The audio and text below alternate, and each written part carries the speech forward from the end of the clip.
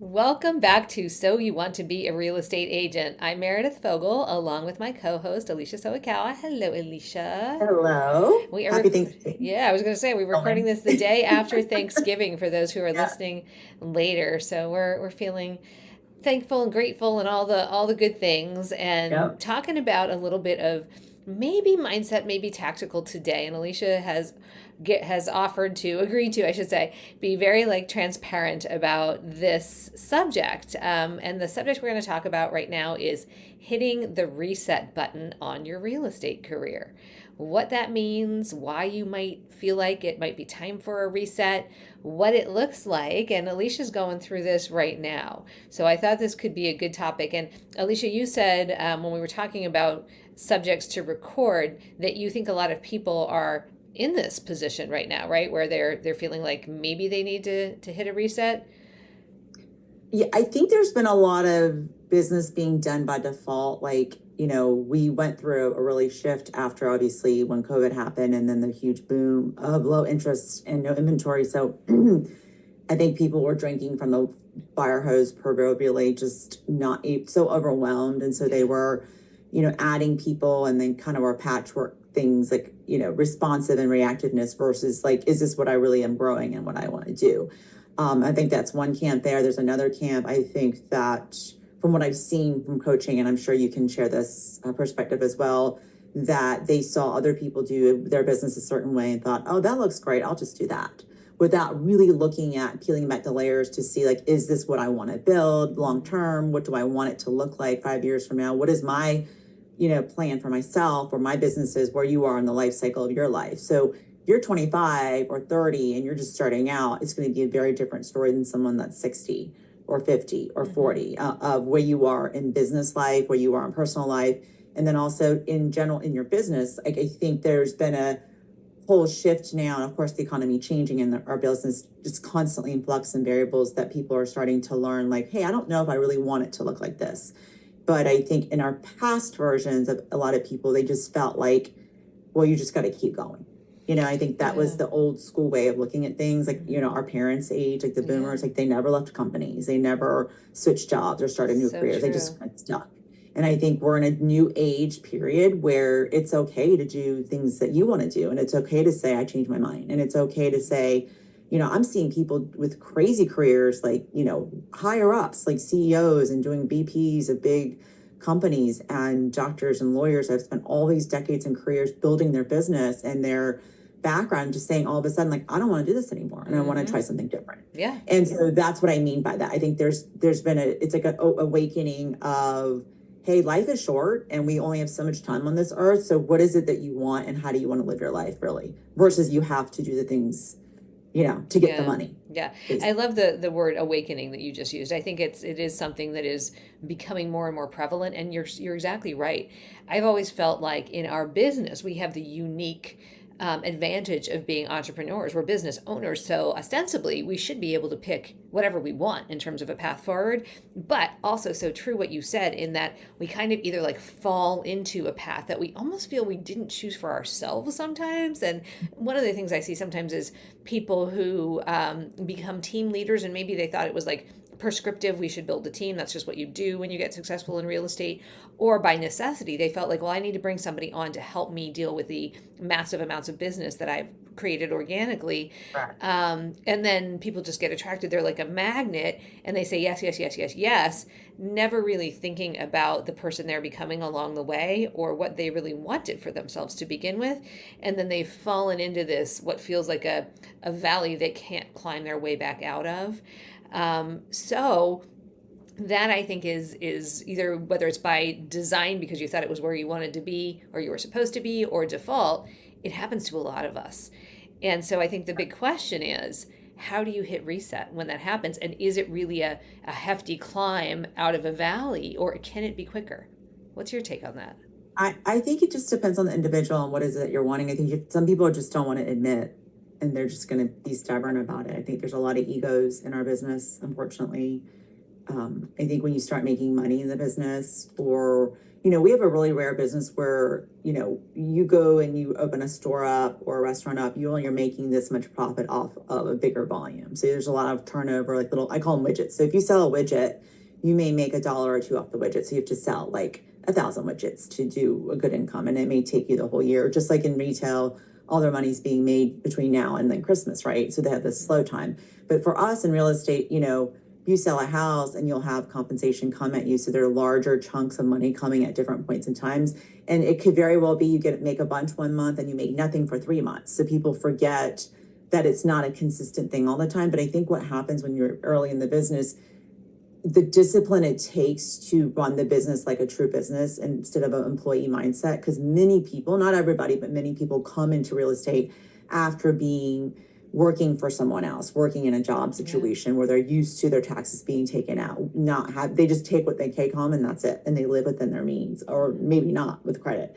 But what I'm trying to say is that when you have, you know, a gross amount of money coming in, and then you need to, you know, set aside money for taxes and expenses, and some people are not living that way. They just see the money come in and they sometimes spend it before it even comes in. So I think that our industry in general lacks the discipline and ability to forecast what they're going to need to do. So I think a lot of people are fat cats, you know, or really comfortable, you know. In 2021, we always joked about like all the people coming in because they thought it was so easy to do real estate and they're going to make a huge windfall.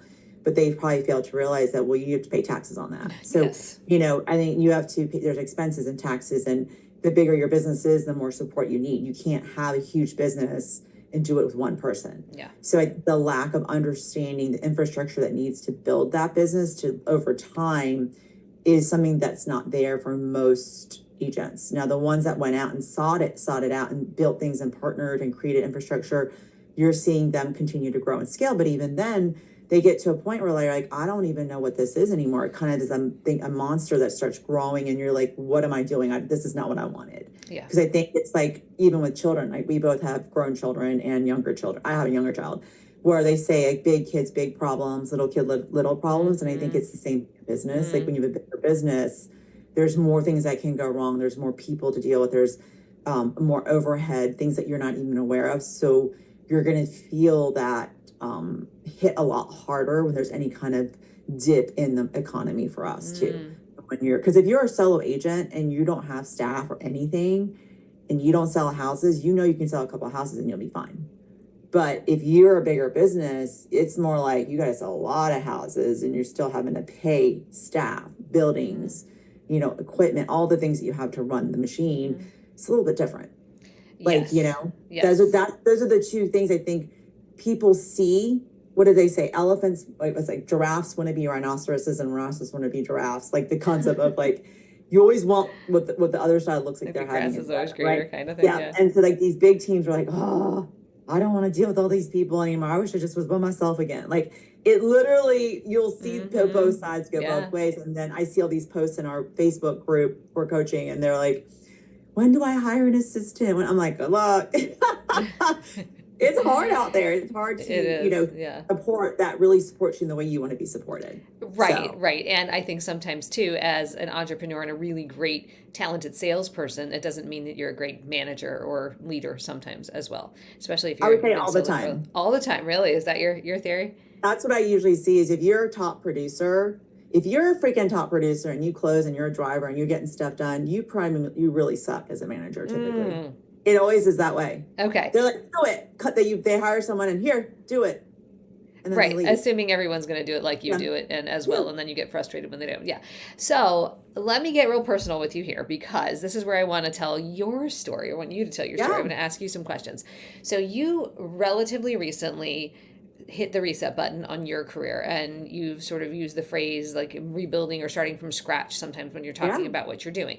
So tell us, if you would share, what made you come to the realization that it was time to hit that reset button for you? You know, I use the word surrender. I literally wrote it in my journal because I was reading The Power of Awareness again for the 6th time. Good book. And it said surrender. You got to release and let things kind of come because of all the forcing. And I think when I got into this business, and this is my 10th year in, I am not as seasoned as you are, but I think I've done a lot in 10 years. And I also came from a very robust, very big business background. So Yeah. it's not like I was doing nothing and coming into Right. it. So I understood how to run a territory and run the business. And I always looked at this as a business. So I came in and I did very well quickly because I really just went for it. And I knew that it was a why must. I had no other option but to succeed. So I worked day and night, and I really worked super hard to build this business, very much solo. Started with a transaction coordinator that knew the business, but I was always on top of her. So there was never a true release in what needed to be done. And when I would bring people, I kind of like piecemealed teams, blew them up, put them back together. And in that process, I've had coaching the whole time, which thank God for that, because I think if I hadn't have had that, to keep me in the guard, I think it would have been horrible, much more harder than it has been. So that's why I'm a huge believer in coaching and training and getting that outside voice that's not in your family and all that for conflict. Yep. But that's just a little plug for that. But I think what happened with me was I came into the business not knowing anything about the business and what it was going to look like. I didn't even know what a team was. I didn't know about assistants. I was like, why would I need an assistant? I'll just do it. Like, it just didn't occur to me until I had worked, I think, for a year and a half straight without a vacation and barely like a day off here or there. Like, I just was always working. And it was getting to the point where I could see it affecting my family and affecting me emotionally and mentally. So I was like, all right, fine, I'll get some help. And then I got pregnant. And I think when I got pregnant, I was like, oh no, I'm going to definitely need help now. How am I going to do this? So I think sometimes life throws us things that requires you to have to reach out for help.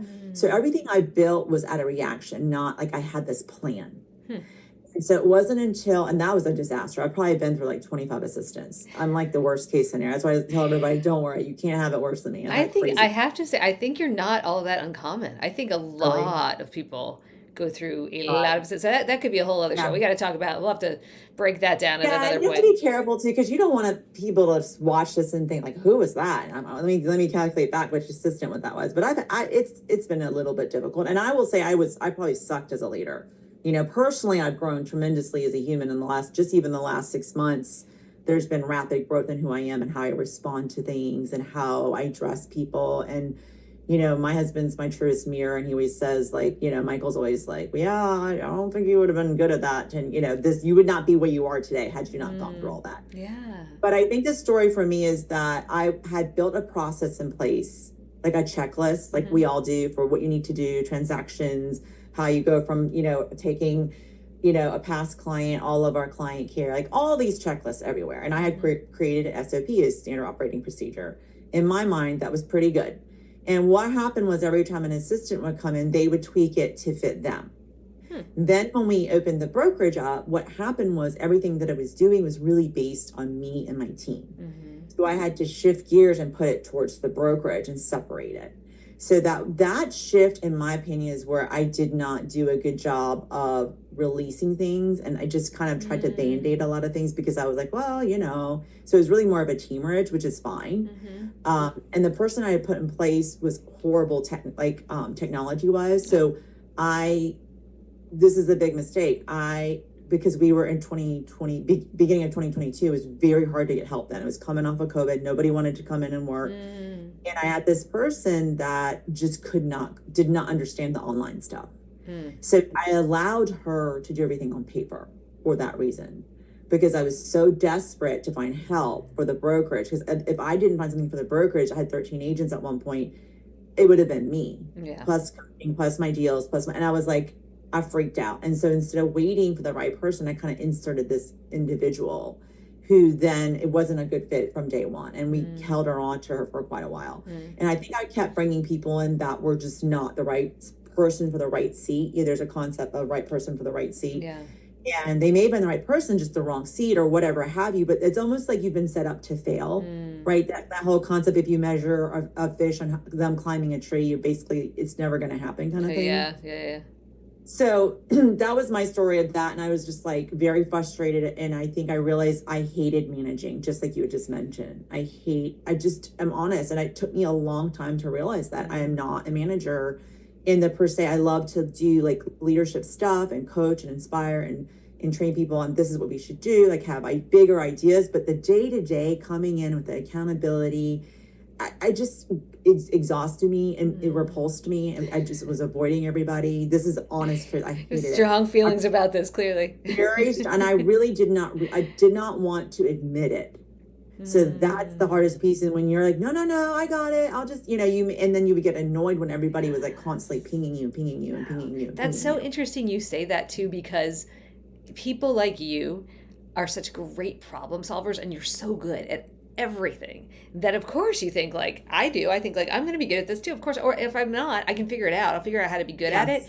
And that saps your energy from doing what you really truly are meant to be good at, right? And that's a very good point. Sapping energy is what happens. So if you do something against your nature, I could do it. Like at first, because I'm good enough at, I always figure things out. Like I can be technical if I need to. I can go and I can build things, but it's like it takes so much out of me to do something that's against my nature that after a long time, I think you can do it for short spurts. But if you start to make that your thing, you start to have bitterness and resentment, and it's just not a good thing. And I could feel that happening. And then when we had the market shift and people were coming and going and coming and going, it got to a point where I was like, I can't do this anymore. And then there was some stuff going up at the higher end of who we partnered with, and I just was like, this isn't an alignment anymore. Like we're so out of alignment that I just was getting to a point that was very negative. And so I kind of resolved myself that when my time came and I had fulfilled my contract for a couple of years, I was going to start looking. It wasn't until the opportunity came to open the state up and all the people that were partnered with Five made me go, wow, this is a great opportunity. I'm gonna try it. And I've already just in the process of doing it, and it just being me really, and just not that much people, my life's so much better. Like so much better. Like I can't even tell you. And it isn't just, so there was like two things that happened. One was you made the brokerage change, but two, you made a real change to the way your business was set up. So, and do you feel like that was like organically happened at the same time, or were there intentional decisions made? Or I mean, you put sort of out into the universe, I don't like managing people. I don't want to manage people. And so it seems like things kind of naturally progress that way. But how do you feel about the way it went, and does it feel like it's all going like it's supposed to be for your path right now? That's spoken really interestingly, because I'm a control freak, you're a control freak. And I think it's a very much, I'm learning just to not, I don't know what it means. I don't know what's going to happen, and it's okay. And I think one of the honest conversations I had with Susan Cadillac, who opened up Massachusetts and New Hampshire, in her living room when we went up to Boston before I technically opened the state up. But she was like, what do you want? Like she's very direct. She's high DC. What do you want? Do you want to be like running a team? And I was like, no. Because like what I think about is like showing up and having to rah everybody up and get them in there, turn your stuff in. Why aren't you making that? Why aren't you following up on these leads? And it just sounded like being people's mom. Like I'm not, and these are grown adults. And I think I got tired of all the excuses and the big, like, they'd be all excited and they show up and it was a bunch of crap. And that's the truth. And the majority of people are full of shit. I'm sorry. And if you're an agent listening to this, it's true. So you kind of like, I mean, I'm kind of mean in that way, but it's the truth. There's so many people want business just handed to them. And even when it's handed to them on a beautiful platter, here you go, there's always complaints like, well, this split's not enough. I'm doing I should get all of it. I'm like, but you didn't do anything to procure this. And not realizing the huge amount of overhead a team leader shoulders for making the business happen.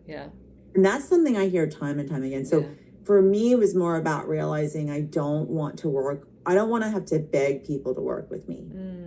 And I thought to myself, the concept of, I feel like in my place where I am in business and life, I've worked really hard to earn the business that I have. I have absolutely earned it. And I have worked really hard to be the expert in our market, to understand the market, understand everything that's going on.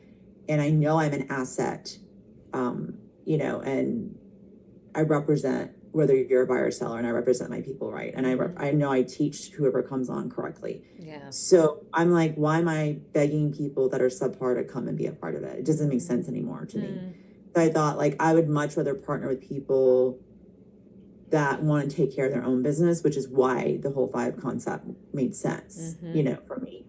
And when that happened, I presented it to our group, like, this is a great opportunity. You've all been complaining about wanting more money, wanting more split. And physically, it didn't make sense. I really wasn't making anything that much. I've been looking at the books now, the way we even had it before. So I absolutely wasn't going to be able to give them more. So I felt like this was going to happen at some point where they were going to leave by attrition. So the opportunity came to open the state up, and I said, we're going to open. I would love for you to come. This is the rules. We're not here to babysit anymore. You're going to have to run your own businesses, but in exchange, you have opportunity to go rev share. You have opportunity to get better splits and do what you want. And this is what you've been asking for, to do your thing. So everyone was all great till the time came to transfer. And then they all realized they needed someone to hold their hand still. And I said, well, I'm not the person for you then. So that's why I think by attrition, by me standing in my truth of this is what I want and what I don't want, it kind of happened naturally. So I think if I keep saying to myself, what do you want in this moment, and not betray myself and go against it just because I think I should do it that way, that's when I think the right path is going to continue to come. Everything kept, that concept of just band-aiding things was happening all these 10 years. So how did you? What did you say? Sorry. That was a long ass answer. No, that was a great walkthrough of what occurred, and it was you gave me some things that I didn't know also, and I'm wondering for you, for the people out there that are at that place where they're like, I'm not sure whether it's time for me to push that reset button. What were the signs? And interestingly, even as you talk through it, when you talk about where you were, there's like an exhaustion that's coming through in your voice. And when you talk about where you are, I'm hearing like a lightness in your voice. When you're in it though, like, how do you know, do you think, that it's time to make a change? I don't think you really know. I think you just are, if you're swimming and you're constantly trying to get, like, I couldn't find an in-person assistant. Like, that ad is still out there. I had one that I thought was going to be an immediate fit, and then come to find out she wanted some unrealistic expectation of compensation that does not ever happen in our business. And it's just never. I talked to her current broker, and she's like, oh my God, I would think that that's a great opportunity. I was like, well, she wants everything again on the platter, and then she wants to be and I'm like, I'm so sorry. Go for it. You do it yourself if that's what it is. But this business doesn't allow for that, Right. And she wasn't willing to put her neck out there and say, for the compensation piece, like, hey, if you do more, you'll get more, right? I'm not like, this is your base, and if you would do more, I was going to let her work remote and do all these things. But I thought it was always in my mind, that feeling of how is like, you have especially if you're a woman, you have that feeling in your stomach where, like, this isn't what I want. It's a voice inside of you that keeps coming louder and louder and louder and louder. Like, I don't like this. I don't want to do this. Or if you find yourself like angry all the time, or like frustrated, or like we're running business. We should be joyful. This is our business that we're running. If you're not joyful and excited about it, like, how are you going to get people that work for you to be excited about it? Right. It reminds me of, there's an expression, Emily Kettenberg, one of the coaches that we work with, she always says, if you're not skipping to work every day, you're doing something wrong. You need to make a change. Yeah. And I think it's the truth, because I think there's so much grueling about what our business is. And this is really interesting. I saw a huge CEO say this once, and he was interviewed, and he said, I knew all the stuff I had to go through to be this and have this multi-billion-dollar company or whatever he has. I would never have done it. Really? Interesting. Never have done it. And I used to say that to Michael, if I had known that this business was going to be like this, I would have just stayed at Andrew, because it is a lot. I've never heard you say that. Interesting. So this is an interesting segue, but or a little tangent for a second. One of our recent reviews, which interestingly was a 5-star review, thank you for the person who left it, and at the same time it was like, thank you, great solid information, the hosts are clearly very knowledgeable about the subject matter, but I feel that sometimes the purpose of this podcast is to talk people out of being a real estate agent.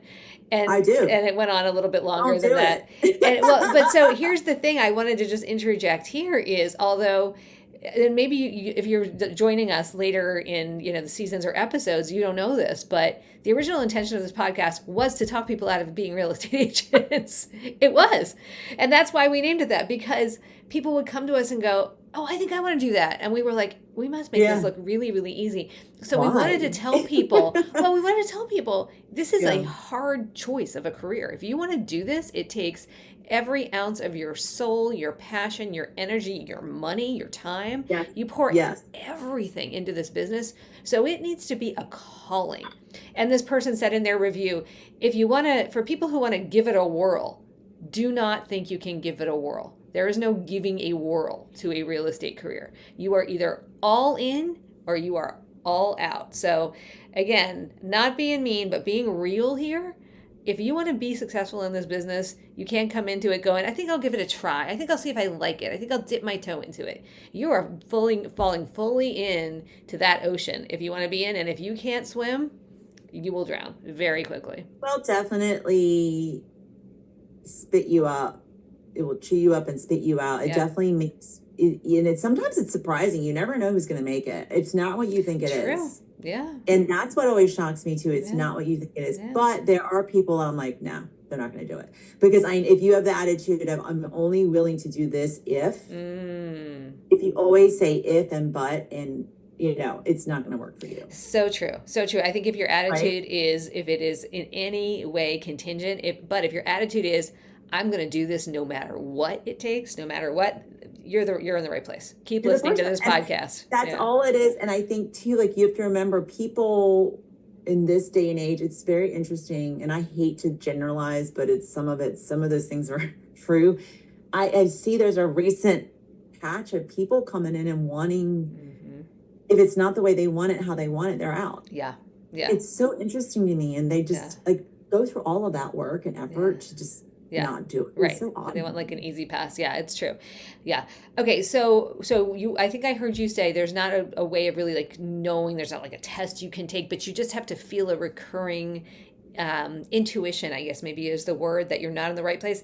I would also add, if you're feeling constantly exhausted, if you're feeling like you are sacrificing all the time, if those feelings of like resentment, if you hear yourself saying, I have to more than I get to, it might be time for a change. I have to go in and do another sales meeting. I have to go in and, train another agent. I have to go to a settlement. I mean, those are the things that if you want to build the team, you get to, and you feel very privileged when you need to do those things. When you're a successful real estate agent, you get to go to a settlement. That's what we all strive to do. That's the whole purpose of us being in this business, is to get our clients to that finish line and if you're a team leader, get your agents to a point of success. All right. So at the point that you made the decision to make a change, how quickly did things happen for you? It's still happening right now, and things keep happening. And it's very interesting. I think when you say out loud, this is what I want, it tends to kind of start falling into place. And it's interesting because, like, when my assistant recently decided to give her a notice, she gave her a notice, and I would never probably have fired her because I care about her so much, but she wasn't in the right seat, and we both knew it. And I think she was trying to hang on.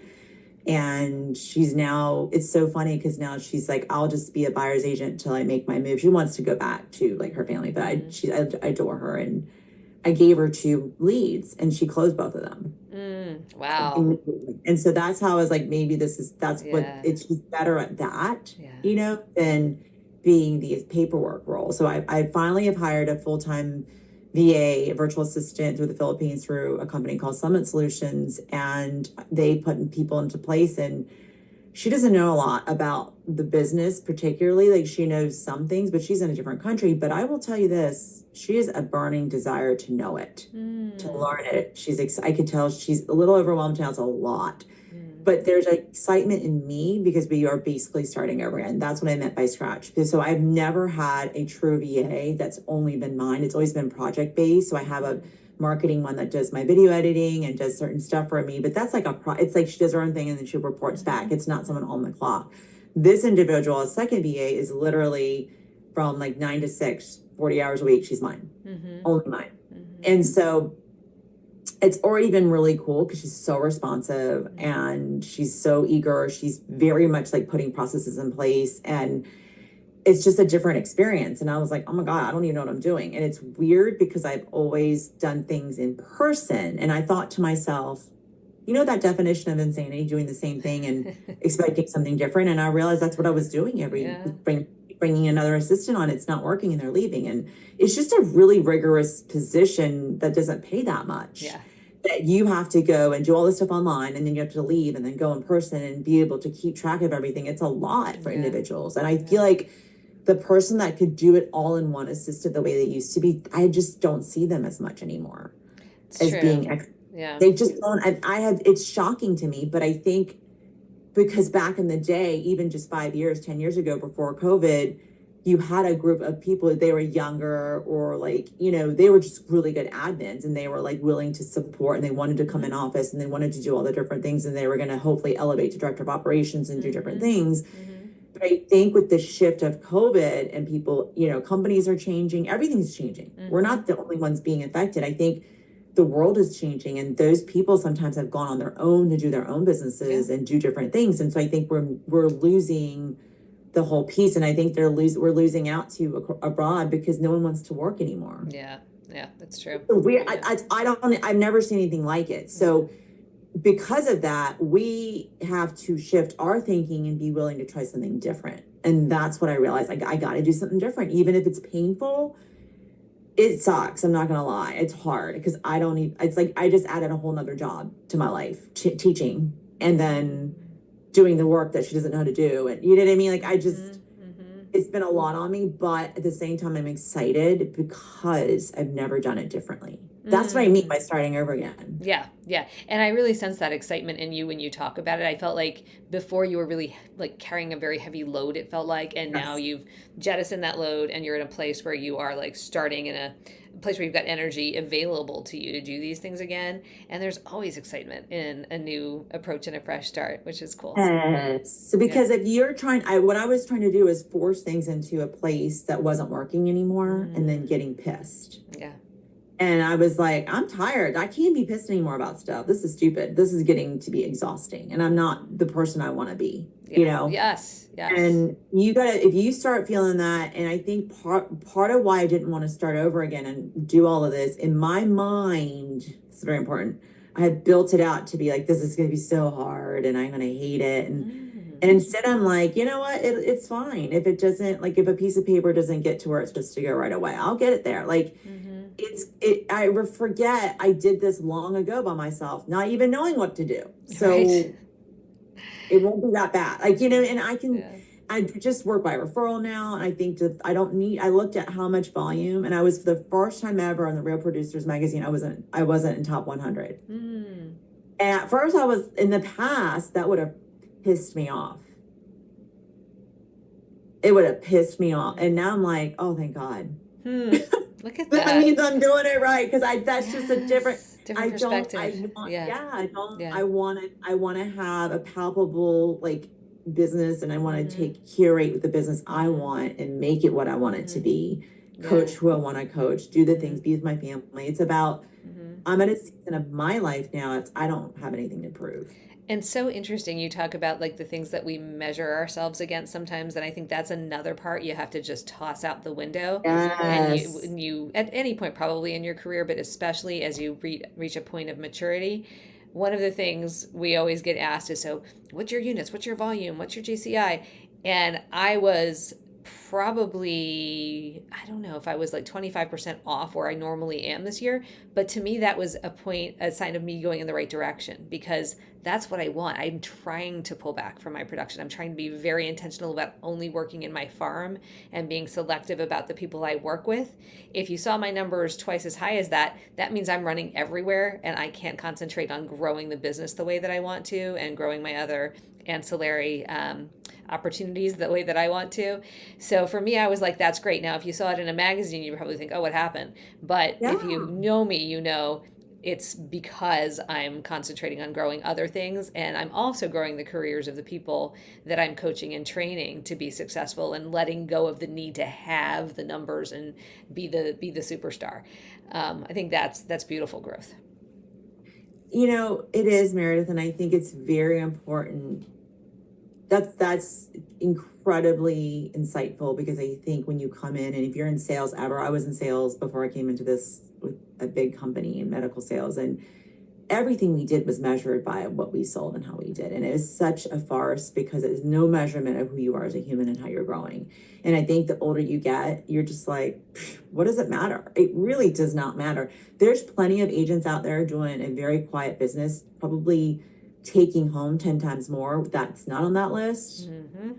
And because flips and selling, doing ancillary, it's about the money they're taking home. So like I was interviewed by my intern. She's very, very active on social and has like all these crazy hundreds of thousands of followers. And she interviewed me and posted. So I've been getting all these followers. And I'm like, they're asking me all these questions. And she asked me how much, what's the most you ever made in a month? I was like, I could do a year, but not a month. I don't follow by the months really, Right. And I said, it's a little over 1 million, but it's not like people hear that and they're like, oh my God, how is that possible? I'm like, it's not just from real estate. There's many Right. other things that we do. Yeah.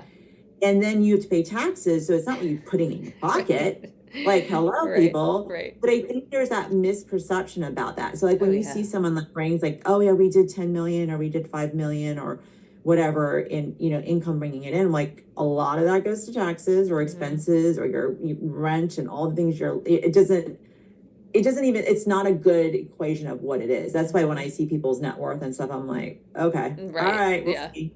What are Yeah. their expenses, right? What are they running with? So I think Mm-hmm. that's important to get people grasp their head around. But I think you see that commission come in, you're like, oh, I'm keeping all of that. No, No, no, you're it's not. not the way it works. It's Yeah. not what you think it is. So No. that's the biggest thing is No. there was a guy that was interviewed and he goes, believe nothing, only half of what you see and nothing that you hear. Ooh, probably true. Yeah. True. Yes. People, run their mouth all the time. Yeah. It's a bunch of crap. Yeah. So So true.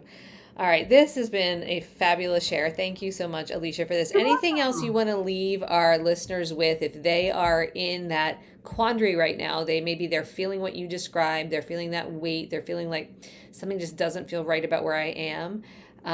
If they're considering a change, any last parting words of wisdom for them? I think my opinion, of course, is to be still, because we are always go, go, go, go, go. And it's very noisy, and you're noisy here, everybody, their opinions, you Mm-hmm. know, you have to be quiet and hear what it is that you want and be okay with that. And it may not be approved by your family and friends, but at the end of the day, you got to be okay with doing what you want, because if you betray yourself and what you want, that's the biggest betrayal of all. Oh, That's beautifully said. Beautifully said. that's all I would say. Just be Yes. still, and the answer will come to you. Yeah. And I think the other thing to keep in mind is nothing is permanent, right? No, It's it's you a can make a season. change tomorrow and make a whole other change the next day. Whatever Yeah. you decide, we're all evolving, we're all changing. And again, that's one of the beautiful things about life. Alicia, thank you so much. This was a great episode. I hope it helped people out Yeah. there who are wondering about what they should do and what their path forward should be.